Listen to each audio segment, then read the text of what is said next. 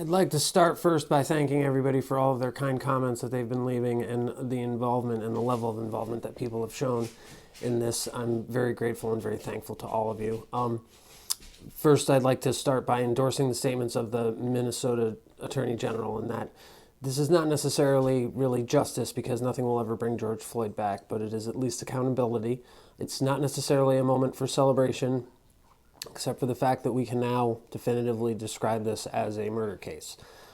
I would just like to point out I had intended on making a video regarding the closing arguments by the defense and prosecution, but it was so long that by the time I finished watching it last night, it was like 10 o'clock, almost 11 o'clock, and I didn't think that I would have enough time to put out a video, and I jokingly left a comment that I would make a video regarding the closing arguments today if the jury did not reach a verdict before then, because I had a feeling.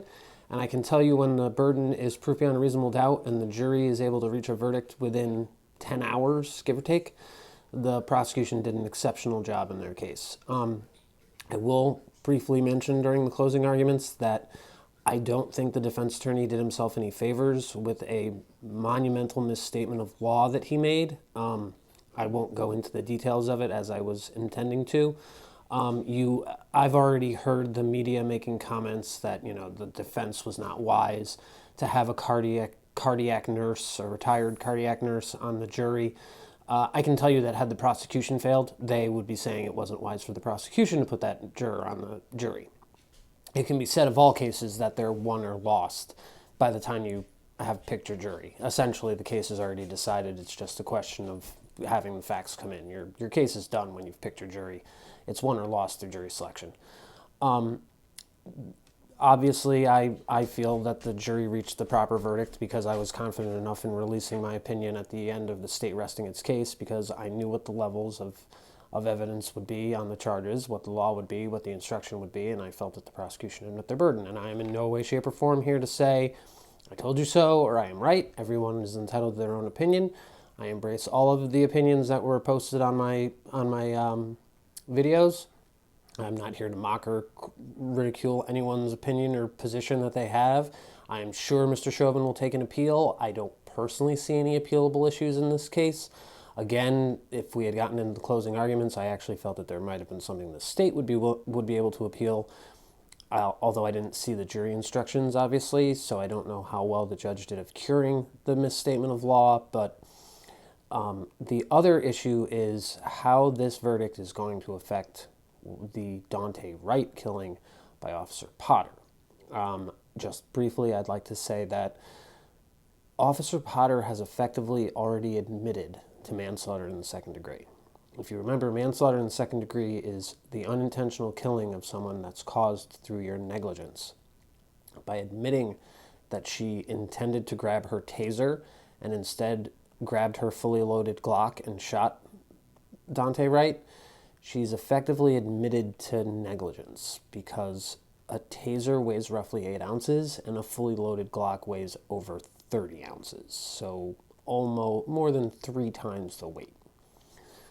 It's a little difficult to see how that's not going to be seen as an already admission of negligence, but the Attorney General already alluded to the fact that there'll be a trial this summer, so I don't think they're going to be accepting a plea in that. As a member pointed out, it was Attorney General Bill Barr who denied Derek Chauvin's attempt to plead guilty in this case. I don't think they're going to let Officer Potter plead guilty either, but I think the defense in that case is going to have an even harder time given that she made that statement. I don't really have much else to add legally to this because legally you guys have done a wonderful job. I just wanted to say thank you to all of you for all of your comments and for your kind words. I will continue to monitor, other legal situations going on and continue to post videos. I appreciate it, and at the very least, we can say today that justice was reached, that the blue wall is effectively, questionably, whether it's still there at all or not.